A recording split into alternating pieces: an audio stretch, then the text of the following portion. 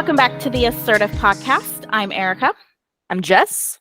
And we are licensed professional counselors in Texas, reviewing Am I the Asshole Reddit threads to help you learn skills for communication, healthy boundary setting, and assertive interpersonal functioning.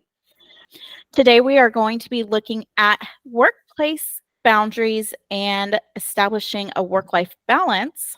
We're going to do this with a post titled, Am I the Asshole for Saying No to a Promotion? I'm a software engineer and my husband works in construction management. I grew up broke as fuck, so honestly, I feel like I'm loaded right now. I make $120K and my husband makes $80K. I've gone from counting literal pennies because my budget was that tight to not having to worry about buying anything we need.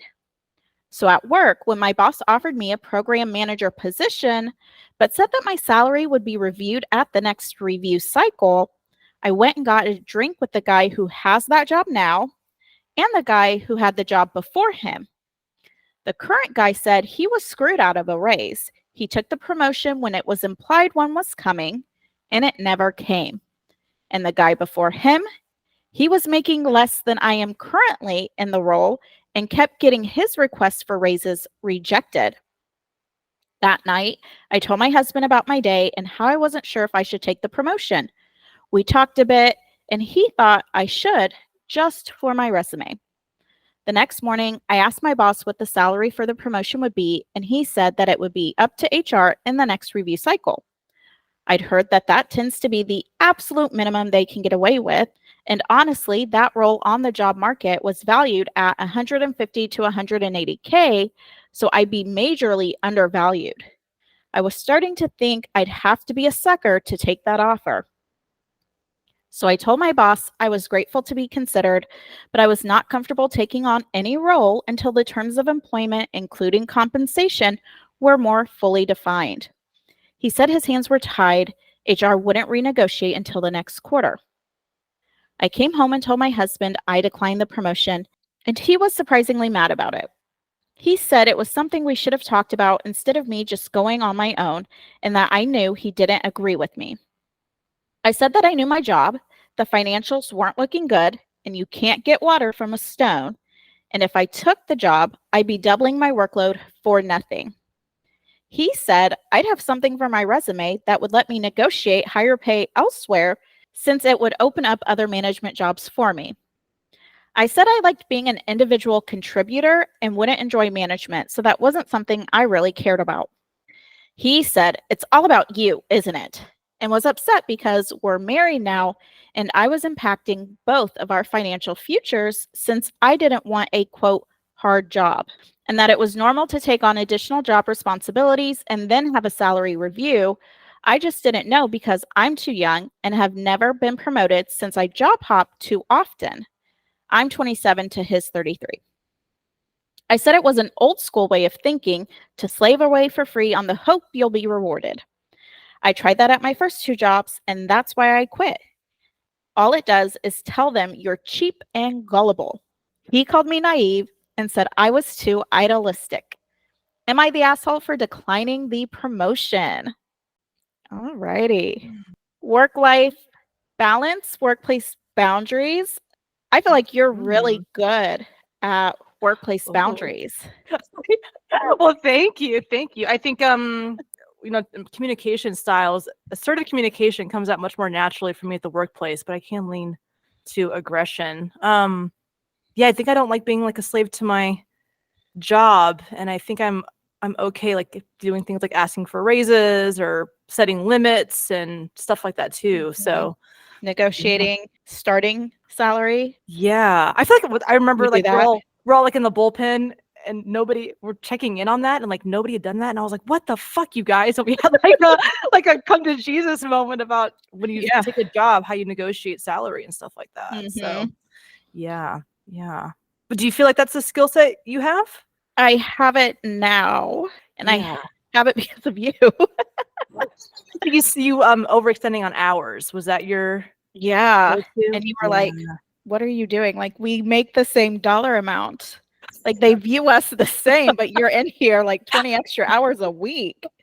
Damn, it was that much? Yeah. I think one of the big temptations to overwork is that like buying into the culture of like a company crisis, that like Mm, taking on the emotional wellness of the company almost, and seeing like I need to put in extra hours so the company remains stable. Or I'm kind of like, I got to a point where I was like, if shit goes bad long enough, they're probably going to make some changes that are beneficial. So like I don't feel the need to like buffer them from like, I'm like enabling this startup kind of vibe here. yeah. So I felt like it was kind of a boundary and almost like enabling of like, if I don't give them a reason to change and to check in on people's workload, then that's probably going to keep happening. You know? Yeah, it's Yeah. very true. So what are It's your just enabling? just enabling, just taking the front of it? Yeah. And sometimes, I think if somebody's enjoys their work, that can be tempting too, to overwork, or for using like workaholism to try to like escape. So I think there's a lot of different kind of motivations for overworking. But this author doesn't seem to be inclined towards that either. So Oh, what's kind of your initial thoughts of what we're looking at here? I feel like the main conflict here is not with her and her job. I feel like she has a good handle on that. I feel like the conflict is actually with her spouse and her spouse kind of coming into her work life. Yeah. And I think it's important that you have these conversations with your significant other. As he mentioned, it does impact their combined financial future. Yeah. But at the end of the day, you have to look at some of these other mitigating factors. If she's in a role she doesn't want to do and she's not getting paid for it, she's going to be filled with resentment all day. And then she's going to come home to the husband who kind of forced her into taking this position. And I just don't see that working out very well for your marriage. I think you're going to get the brunt end of that frustration and resentment. Yeah, I think you're right. So she sounds like she did her due diligence to get data, felt comfortable with her decision, but then once her husband was like, "What are you doing?" She's like, "Oh, did I fuck that up?" And yeah, that, I think when you're married, that is a pretty big thing to kind of decide in a vacuum. Even if they talked about it and she still decided not to do it, I think to leave your partner out of a big process like that, even, Yeah. I think the only way I could really maybe justify that was if they said, hey, we need to know by, noon, and your spouse is at work, you can't really get in touch with them. Maybe that's not something you want to send in a text message. And I mean, if somebody was like, you have 1 hour to decide, I'd be like, this is not a fucking used car. No, no, thank you. The mantra, That's what I have to decide. Like, the answer is no. Yeah, I feel like a high pressure situation. My mantra lately has been, if it's important, it's not urgent. And if it's urgent, it's not important. So that's like a false sense of like anxiety to create this sense of like a crisis. But if you're getting a high pressure situation, that is like red flag that somebody's trying to have you do something that probably is not in your best interest. Yeah. Yeah, I've been rocking that mantra. Get you sign up before you like read all the details. Yeah, seriously. Yeah. But she did. I mean, it was same day. She got offered the job and she went out to drinks with the two people who've had that position to start data gathering. So she didn't waste any time on that at all. Yeah. And I like, and we could talk more later kind of what maybe was done well here, but I do like that she did her best to anticipate what to expect. So kind of maybe got a feel for like what the job expectations were, how that person felt about that. I think that's a really good idea to get some kind of inside information, because management's going to fluff it up and make it sound really great. Without that data, she would have had a hard time coming to a good decision for herself, I think, Yeah, I agree. Yeah. So with the kind of the dynamic with the husband, when she got home, I kind of picked up that they have some different just kind of values in general about the workplace or money. What were your kind of thoughts on that? I picked up the same vibe. Some of the value differences I noticed were resume building is kind of how he put it, but essentially this would open the door for future management opportunities. And she's saying she likes being an individual contributor. I don't get the sense she wants to manage other people or manage projects or be in charge. She sounds like she wants to come in, do her job, clock out, and go home. Yeah. And he's all, you can be a manager. She's like, I don't fucking care about that. Like, climb the corporate ladder. Yeah. I had a client talk about kind of the balance between like ambition versus growth. And is it possible to be quote unquote ambitious in other areas besides work? Like, can you be like ambitious in your relationships or ambitious in your relaxation even? And we're doing a lot of kind of checking in with her work activity of like, what in this job role is actually energizing to you? and she kind of picked up the same thing of like, I like the operator functions, but it's really dealing with like the people that burns me out. So I think even if I got a future opportunity, I'd cap it at a ceiling because that isn't really going to make me happier. So like, I think a lot of people get lost in the urge to climb the ladder, but when they think about it, it's not really what's making them satisfied at their job, Yeah. But like capitalism tells you to always do Keep going. more, be more. Yeah. Yeah. And sometimes that comes internally or from good intentions. Like Mhm. I know someone who's constantly in like the reviews and check-ins getting asked about mentorship and leadership opportunities. She's like, I'm really just not interested in all that. I just want to do my job and clock out and go home. Yeah, and like that's so like maybe confusing for a lot of people to understand, but that Yeah. person knows what like works for them. I think that's Yeah. respectable. Like their job is their job. It's not, they maybe enjoy it, but it's not their full purpose in life. They have other Mhm. areas of joy. So, Yeah, and it sounds like she picked up on that quickly, and I do think she needed to maybe have that conversation with her husband on at least her reasonings, or to invite him into the discussion. And that was a good time to learn something about her as well. This obviously opened up a lot of different views about work and their thoughts about money and things like that too. So, yeah, for yeah. sure. What about I think this is definitely like a post-COVID thing where it's kind of like the people took the power back and we work from home now and fuck you guys, and it really became like this employee job market, and which I No. think is pretty cool. Yeah.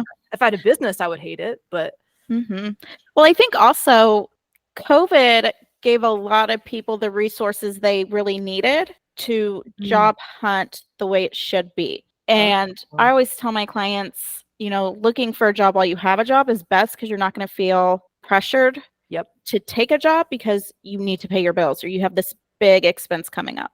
Mm-hmm. And then I also tell them at no point is this concept of reciprocity in play. You can submit a resume and turn down the interview. You can accept the interview and turn down the job. You can accept the job and negotiate your salary and come to terms like, I don't think we're going to get on the same page here money wise, and turn it down then. And so at no point are you obligated to move forward in the process. Especially if you already have a job, you're going to be way more diligent about picking your battles and getting what you need. Yeah. And so COVID brought in all of these like financial relief sources. You have some opportunities. A lot of people like invested in themselves and started their own businesses. And so I do think COVID illuminated the fact that capitalism is really holding people back because we are in this money hungry mindset because we're constantly looking at how do we pay our bills and still fulfill our passion. Totally. And I think a lot too, it changed. We're all kind of figured out I don't actually need to be on site to do my job. Yeah. And if somebody demands that I'm there, I know it's only for like a power flex or because they want some kind of oversight, which I get that too. There has to be a balance, because that is like a symbiotic relationship or a little bit with your employer. And even to the 27 to 33 split, she's probably spent most of her working life I don't know how recently this post was, but she might have been in COVID world since maybe right out of college almost, so she probably has a little bit of different expectations and experience in the workforce that make her value work-life balance more because we learned a lot from that and how important that is. Yeah, absolutely. I think she started off really early on about, kind of, I grew up broke as fuck, so I honestly feel like I'm loaded. She kind of has this level of like satisfaction with money too, where she isn't necessarily financially, ambitious in that way. Like her needs are kind of met. And it sounds like I think her partner maybe has different views of that also. You talk a lot about the value of money and how you value that. And I see that with them, and that combined, they're making $200K. She doesn't really talk about any dependents. So I imagine that they are living pretty comfortable. She said, I can buy anything I need without having to worry. And I imagine that also extends to wants. Yeah. Yeah. And I'm not sure if he's maybe not aware of that. Maybe she handles the finances, or maybe he is still in this broke money mindset where he just thinks there's never enough. Kind of the sparsity mindset where like you just need to keep getting more. Yeah. If some is good, more is better. Yes. Yeah. Yeah. And this is the idea of the golden handcuffs, I think, is like a real thing. I have a hard time. I have a lot of clients who experience this, where like the more money we make, the more money we spend. And then we start realizing that we're only working to support the material objects that we've purchased. And now we can't take a different job or even stay put because we've continued to expand our lifestyle to match our income. And it kind of gets you trapped, so soon enough, I call it like a snake eating its own tail. But I have a lot of clients who find themselves, I'm just going to grind really hard and work really hard. And then I'll get to relax later. And then it's like, oh, well, shit, like I have to pay this off and I need this and it's like this never ending thing of thinking you're going to enjoy life at some point in the future. And you just get stuck working all the time, And so I say, I don't know if the data is still stable on this. They say about 75,000 in America is about, if you live according to that being a single person's income, that's kind of like maximum benefit that you receive from like financial security. And so like what I really encourage people to do is like, if you make more, don't necessarily escalate your lifestyle, but like that's where the freedom is, and you can do things for funsies. But if every time you get a pay grade, you're upgrading your house and your mortgage bigger and your car note is growing, like you're still spinning your wheels, And so I really encourage people to kind of have this cap of like, okay, whatever this looks like, if you do choose to take that raise, what are your lifestyle things that you're going to keep stable so that you're not just snake eating its own tail financially? Yeah, that's a good point. If you found yourself in the position of the OP and you decided that you wanted to decline an offer, job offer, interview offer, whatever, how does that conversation kind of look if you were to walk a client through that? Honestly, I think she did an amazing job, and this is probably a framework I would suggest. So she went with a gratitude, right, or a appreciation. So we open on a positive note. So we're going to kind of look at compliment sandwich. Yeah. So she's saying, I'm grateful to be considered. She discusses any concerns she has with the position. I'm not comfortable taking on any role until the terms of employment, including compensation, are more fully defined. And then she waits for a response. And this is where it gets kind of remixy. So depending on what you get, it's going to determine what you do. So for her, she got a denial of her request. And so she just said, okay, well, as stated, I don't feel comfortable taking the position. So I'm going to have to turn it down. So we really just restate. We don't have to do these really long monologues. She had probably 2 sentences. Thanks for the consideration. This is what I need. And then we can throw in a third sentence after he said, we can't give you what you need. Then I can't take the position. Thank you. Like, yeah, 3 sentences. She wasn't rude, petty, aggressive, nothing. Totally. I completely agree that's, I think, really professional, assertive communication there. Yeah. Little tip I always tell clients is when you're negotiating, the first person to drop a number is going to lose. So when they ask you, what is your starting salary? You say, I'm open to negotiations, or I'm open, I can be, flexible, or I'd like to learn more about the position before talking about that. So always try to get somebody else to put a number on the table before you start offering up yours, because you might be selling yourself short there. And I think that she was really astute to kind of the risk of like bullshittery by being like, hey, I know in the past that you guys have kind of screwed people over on salary, and she wouldn't have known that if she hadn't taken the time to explore. So she came prepared with what like a pitfall might be. And it was really clear and direct. She didn't say, hey, I talked to so-and-so and they told me that you guys screwed him over. She protected her kind of sources too, was professional in that way. Yeah. And I think that's a good rule of thumb, especially if you're doing an internal promotion, right? You know the people there. If you haven't heard the rumors, I mean, I'm sure they're there. Go dig for the dirt. Yeah. You're looking at a new company. Your profession probably has some type of social media page. I'm in therapist Facebook groups, and all the time I hear people posting like, hey, looking at signing on here with this company. What are your guys' experiences? DM me. Right. And so they're vetting. Yeah. And that's what we should be doing. So they're vetting you. They want to know where you went to school, what your education is, your past employment.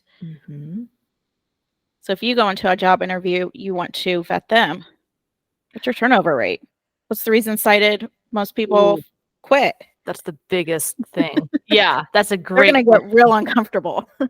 Man, we did a whole episode about like interviewing skills. I love that shit. I've had multiple interview people tell me that I'm the I'm the best interview they've ever interviewed. Yeah. I was like, oh damn, I'm also really quick and I can bullshit quickly. So that might be a little bit of that skill set too. But man, I freaking love an interview. Yeah. It's like, it's not like war, but it's like the strategy of it is so mentally engaging to me. I have fun doing that. And even, and I always I tell clients too, it's a small world and don't burn bridges. Yep. So when it comes to things like interviews or declining them, I think saying, I really appreciate the consideration. I'm going to keep you guys, keep your contact information. I hope you keep mine as well to consider me for future opportunities. But this isn't a route I'm going to explore presently, and so like always kind of keeping it open. So you don't want to be hard and fast no's or no thank you, because even if, and maybe there's some really terrible situation, the interview went awful, but they might have a connection with somebody else that you're about to interview if you're looking in the same industry. So always leaving on a good foot, because you don't know where you might have to circle back to. Yeah. The world can be small sometimes when it comes to the workforce. Yeah. Oh, one thing I hear a lot, employers love having you do things outside of your job roles without paying you more. Oh, yes. How do you, and I will admit, this is something I do poorly at this. And I've been given feedback that I can say no too fast and I get tunnel vision because I'm like, oh, that's going to stress me out. So I can almost like reject that too quick where I become inflexible or unhelpful.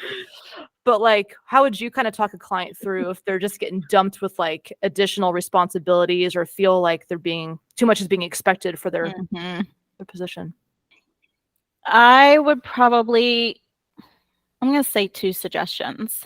The first would be to document everything you're doing and then take that data and go ask for a raise and saying, I am doing these things. Yep. The other thing I would do would be to offload and to simply say, I've hit my limit and something needs to change. Either this work needs to go somewhere else or I need an increase so I stop being resentful. Wow, that really helps us know what we need to do. Yeah, really direct there. Yeah. Deciding to keep it all and get more money, so maybe you feel less resentful, or acknowledging your limitations and asking for them to offload. And if neither of those are met, we leave. I love those options. I realized pretty early on that like the less that management has to think, the more likely you are to get what you want. So the more front work you do on thinking through problems and presenting solutions, the easier it's going to be to implement them. So when you're kind of taking inventory of your job task, I think it's even helpful to break it down by hour. I spend 4 hours a week doing this. I spend 10 hours a week doing this on an Excel sheet at the bottom. You see here, this is 50 hours or 60 hours of work. That's like a non-emotional or even anecdotal presentation. And then it's saying, I know that so-and-so has this gap. I think we can restructure it in this way so that they could take over this part. And they may reject your solutions, right? But the more that you've kind of taken out some of that initial mental load, assuming that you know the company well or the department well, that can really sometimes make it a little easier to implement changes that you're wanting to see. Yeah, and coming with data. So I say, take your initial job role and then compare it to what you're doing now. Saying, I'm doing 20% more work than my job title.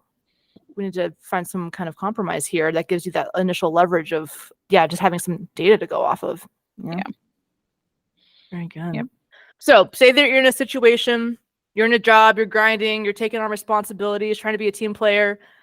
And then you realize like, all is not well in Waffle Town. How do you know when you're getting burnt out? For me, I think it's the resentment, and it's not so much the resentment with upper management. I start doing like the comparison game and start kind of managing everybody else's work and like, why aren't you doing this? Like, I know you have this shit to do, especially when I was doing like people's KPI reports. And I was like, I know you're always late on your fucking toughs. Why are you over there by the printer chit-chatting for the last 15 minutes? Sit down and do your fucking tough. So then I start like micromanaging people I'm horizontal to. Yeah. And I'm like, okay, this is not like a horizontal issue. My issue is in the level above. I need to go vertical with my issues. But I'm sitting there I don't have time to go vertical. I'm sitting there working away. you're really kind of attuned to others' deficits, and you're like, this is why I hate this, because everybody else here sucks too. Like, all you Yes. guys suck. So you start getting kind of resentful at like your colleagues, maybe, or the lower performers. Maybe you feel like you'd kind of Mhm. do a little like blaming, maybe Yeah. for your own resentment. That makes sense. Mhm. And that's a big sign that I'm like, oh, something needs to Gotta change go. or I need to go. Yeah, this is not going good. Yeah. I'm feeling agitated with my colleagues. The other big one for me is the snooze button. If I just cannot get out of bed to save my life, Totally. like it's that one you can really track if it's a job you have to clock in at. It's like every Mhm. day, a little bit later, a little bit later, a little bit later. And I just Totally. like don't care. I'm checked out. Yeah, because that shows if you're hitting snooze, that means that you're not looking forward to your day enough to Mhm. be brought into consciousness. Yeah. Kind of. I mean, like once or twice, fine. Mhm. But like an everyday thing, no. Yeah. Yeah. Something's going on. Mm-hmm. Especially like working from home, I think it's if we get like kind of sloppier and sloppier maybe on what Yep. time you're starting work or even the first outfit you put on in the day. If you're something more like pajama like, sometimes that can indicate that you're just kind of checking out. Yeah, not from personal experience or anything like that. I have no Oh, idea what no. that's like. Definitely not. Totally. I've never Missing worn my Sunday pajamas. best right now. I'm just to the nines. Like I'm like Easter Sunday up in here. Yeah. Or speaking of Sundays, I get the Sunday blues really bad. Yeah. Like that sense of kind of dread. You know, I've not in a long time, but I've had, you know, jobs where like I'll actually cry before going to work because I just dread it so much. That's like way too I was too young to like kind of know what was going on there for me, but that was Mhm. obviously super high burnout. Yeah. Yeah. And I get that I mentioned of kind of that tunnel vision where Mhm. I'm feeling kind of emotionally flooded so often, so that distress tolerance gets low. So then I find that I become more rigid also to kind of like protect myself. Like my walls go up, you know, it's like boundaries get super rigid. I'm less willing to cooperate with other people. That's a big one for me. As you were talking about the Sunday blues, what came up for me is just kind of that Friday drain where you Yeah. clock out on Friday and you're just so drained, you really can't even enjoy the weekend Mm, because you've just overexerted and used up too much mental energy yeah. at work, and you just have to kind of veg out all weekend. Yeah. So I then think that's a huge sign that your Monday through Friday is unbalanced. You need to look at something there if you cannot enjoy your weekends. totally, because either you're working like crazy during the week or you're recovering from your work week. Either Yeah. way, your whole life is revolved around your Work. work. Sounds like Yeah. addiction. Yeah, but that it can feel like that, just Yes. consuming, and that's all you think about. It's all you talk about. It's hard to connect with other people who don't have that same lifestyle. Mhm. Be similar, and that's why I think it's overworking is so problematic because I think life satisfaction comes from living a values congruent life. Yep. So that means that I'm spending resources, you know, time, energy, focus, whatever. I'm spending resources doing things that are important to me, meaningful to me. And I think when work gets too big of a role and we get drained, I think that's kind of the fast track to burnout because Yeah, you don't have the opportunity to do things that are meaningful to you. absolutely. Mm. I slightly mentioned this with kind of my work resentment, but my distress tolerance gets really low, and like the smallest inconvenience, usually at work, but sometimes outside of work, will really just set me off, and I just want the whole place to implode. Totally. I'm just like, fuck it, I hate it here. Yeah. Yes. You can hear. Yeah, I thought that a lot. And I was talking to a client last week and they know somebody who was really burnt out at work, so they quit their job, but now it's a year later and they're still really burnt out. And I said, I don't think that person's burnt out. I think that person has a lot of emotional flooding. I don't think that that's a related to work thing. I think that that's a general thing, and they're kind of just switching the source of that. Yeah. You know, and so I think, you know, like talk like longevity, I think is important. Like if you have a day where you walk in and you're irritable and like one more thing's gonna be the thing that breaks the camel's back. It's okay to have a day like that. We've all had days like that, you know, but if you're doing that on a consistent basis, definitely got some burnout there. Yeah, for sure. Mhm. Yeah. What are some things that you think went well here? She gathered data. I think Mhm. that was probably the biggest thing she did well because that's what she based her decision on. So she made an informed decision. It was easy enough to do for her. and she did it, and it was no big deal. Nobody thought twice about it. Yeah. So Right. it made it People less. typically want to help you. Typically, yeah, they want harmony, I think. Yeah. Yeah, generally. So she did speak to her husband about it initially. So I'm going to give her maybe half a point for that. Okay. And she looked at the market value for her position. Yeah. So she kind of like knew her worth, sounds like. She had that in mind. Absolutely. And she was really kind of doing a cost benefit analysis. I think that's something that she did well. Mm-hmm. Yes, I agree. The main reason she was worried about being an asshole was kind of the conversation that happened at home. What do you think maybe could have gone differently in discussing this with her partner? I think telling him your final decision. I imagine he left that first conversation thinking there was going to be an additional conversation. Mm-hmm. And whether or not she left that conversation feeling that way, she definitely went into work the next day and gave a response. Mm-hmm. So I get the impression she left that conversation like, you knew what I was deciding. Like, this conversation was done. I informed you. Yeah. And so making sure you guys are on the same page at the end of that conversation and saying, okay, this is what I'm going to do. And I know you don't agree with it, Mm-hmm. but I think this will allow me to be the person I want to be, the wife I want to be, and the employee I want to be. Yeah. He needed a little bit more explanation maybe to understand where she was coming from there. Mm-hmm. I think he may have also just wanted some more explanation to feel like he was maybe included in the decision-making process versus how he responded to her. He felt like she just made the decision knowing he wasn't on the same page as her.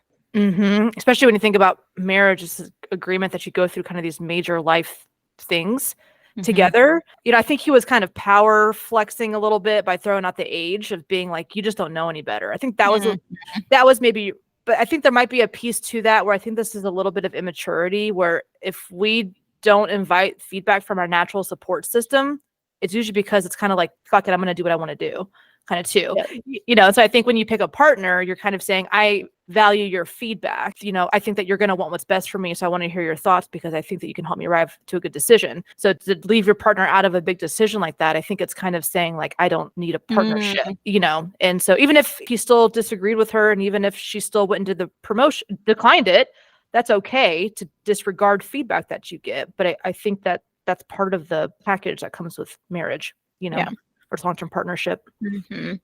How much do you think a spouse should weigh in on their significant other's job positions? Yeah, it's a good question. I think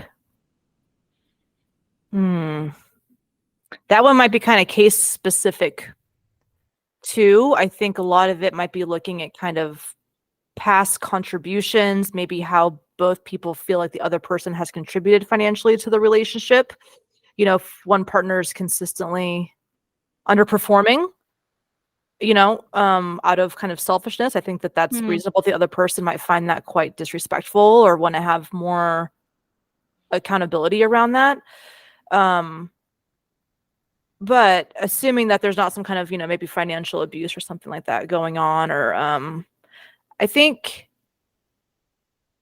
talking about how you want to feel after you get home from work is really important, you know, and I think sometimes your partner can have good insight of like, wow, when you have a lot of meetings every day, like you are really kind of checked out or like you seem really agitated, you know, and I think how your home feels in general, I think that they're allowed to have input into that.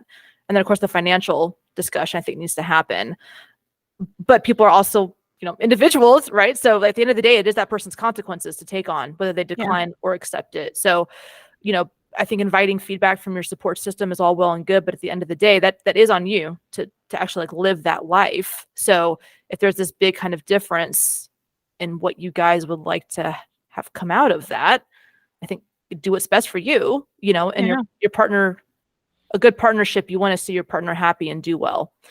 You know, and so if your spouse is telling you to do things that make you unhappy, then I think that you should disregard that feedback because that's not in your best interest, you know? Yeah. What do you think? I think I would mostly agree with that. I do think allowing them to be heard and considering their position, and they may bring contributing factors to your attention that maybe you didn't realize that you needed to think about or might be affected by this decision.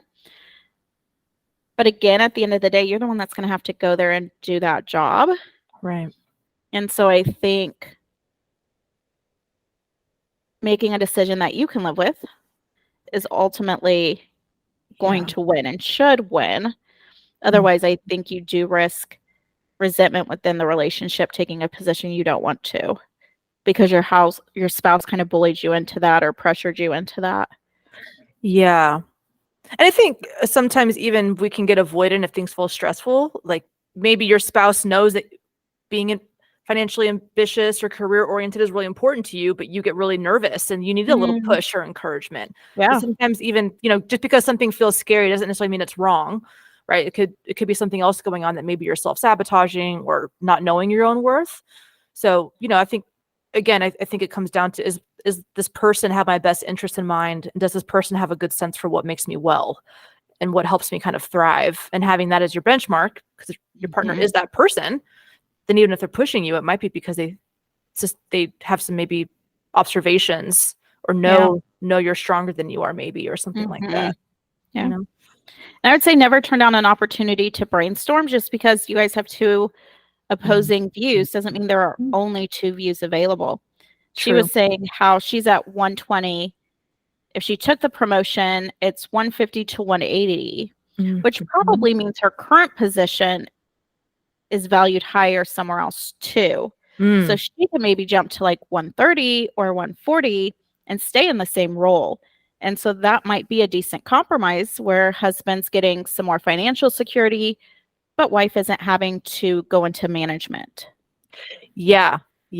Very good. I think the biggest thing that he needed to consider too was the terms of her raise were not hammered down, and so for him to really push when she's like, I don't have enough information, this feels kind of icky to me, I think they're going to screw me over.